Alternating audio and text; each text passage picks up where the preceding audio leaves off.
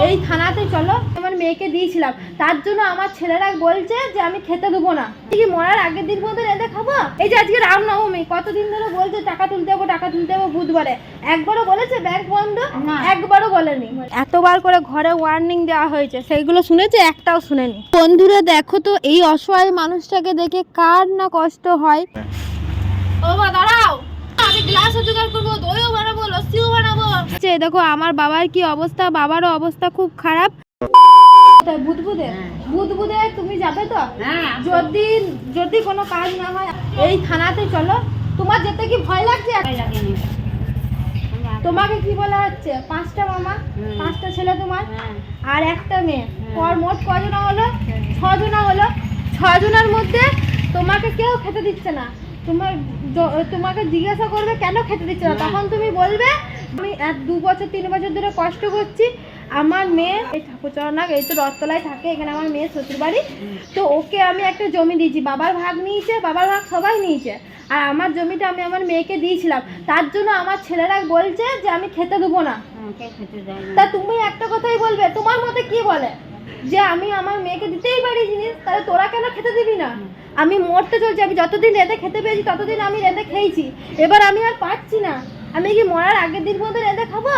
এই যে আজকে রামনবমী, কতদিন ধরে বলছে টাকা তুলতে যাবো, টাকা তুলতে যাবো বুধবারে। একবারও বলেছে ব্যাংক বন্ধ? একবারও বলেনি। তাহলে আর এরকম করে এত বয়সে রেঁধে খাওয়া যায়? চলো থানাতে দেখি কি হয়, পুলিশ তবু চলো গিয়ে বলি গা। এতবার করে ঘরে ওয়ার্নিং দেওয়া হয়েছে, সেইগুলো শুনেছে? একটাও শুনেনি। সেটা তো আমি নিজেই জানি যে সোয়াইয়েরটা বুধবুধ। তো গাইস, কাকসা থানা পড়ে না, সোয়াইয়ের বাসিন্দা তো আমার দিদা, তো কাকসা থানাটা পড়ে না বলে ওনারা এতটাই ভালো, আমাকে ভালোভাবে বুঝিয়ে বললেন যে তুমি একটা দরখাস্ত লিখে বুধবুধ থানায় জমা দাও, তো তোমার দিদার তাড়াতাড়ি করে অ্যাকশন নেবে ওরা। তো ওই জন্যই আমি দরখাস্ত লেখার জন্য, আমি তো কাগজ আনিনি, কাগজ আনতে যাচ্ছি সামনের দোকান থেকে। দিদাকে বস করিয়ে রেখেছি থানাতেই, আমাদের কাকসা থানাতে। তো আমাদেরটা, আমরা যেখানে বাসিন্দা, আমরা রথতলায়, কাকসা রথতলায় থাকি, তো আমাদের কাকসা থানাটা পড়ে। কিন্তু দিদা থাকে তো সোয়াইয়ে, তো সোয়াইয়েরটা হচ্ছে বুধবুধ থানাতে পড়ে। তো বুধবুধ থানাতে দরখাস্তটা দেবো বলে আমি একটা সাদা পাতা আনতে যাচ্ছি, দরখাস্ত লিখবো। তোমরা ভিডিওটা দেখতে থাকো। তো বন্ধুরা দেখো তো, এই অসহায় মানুষটাকে দেখে কার না কষ্ট হয়, তোমরাই কমেন্টে বলো। এই মানুষটা আর কতদিন রেঁধে খাবে? 85 বছর প্লাস হয়ে গেল, এখনো পর্যন্ত মানুষটা উনুনে রান্না করে। ও মা দাঁড়াও, কি বলছে? এইটা খেয়ে যাবে? খাও, হয়তো কি করে খাবো? এটা গ্লাস দাও আমাকে, গ্লাস দাও আমাকে, 4টা গ্লাস দাও, আমি গ্লাসও জোগাড় করবো, দইও বানাবো, লস্যিও বানাবো।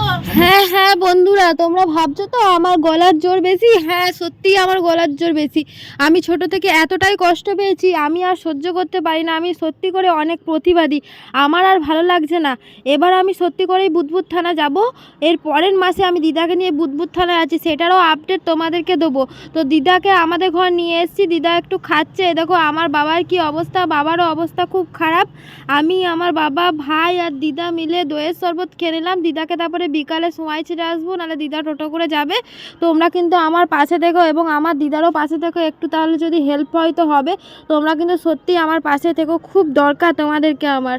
প্লিজ চ্যানেলটা সাবস্ক্রাইব করে পাশে থেকো। তোমরা যদি এইভাবেই আমাকে আর আমার দিদাকে সাপোর্ট করে যাও যেমন করছো, আশা করি একদিন জীবনে বড় হতে পারবো, আর আমার দিদারও খুব মঙ্গল হবে। এই দেখো দিদার রিয়াকশন দেখো, খুব ভালো, খুব ঠান্ডা লাগছে। সত্যি বন্ধুরা, আমি সত্যি বলছি, আমার দিদাকে রাখার মতো এতটুকুন জায়গা নেই ঘরে। আর দিদা আগেকার যুগের মানুষ তো, ছোট ঘরে থাকতেও পারে না, তো তার জন্যই, না হলে আমাদের ঘরে রেখে দিতাম দিদাকে। তোমরা যদি চাও আমার বাড়ির হোম ট্যুর দেখতে, অবশ্যই দেবো, কমেন্টে জানিয়ে দাও। আর ভিডিওটা কেমন লাগলো অবশ্যই কমেন্টে জানাবে। আর আমি লাস্ট পর্যন্ত দিদাকে থানায় নিয়ে গিয়ে এটা কি ঠিক কাজ করলাম না ভুল কাজ করলাম, এটাও কিন্তু অবশ্যই তোমরা কমেন্টে জানিও। সবাইকে টাটা।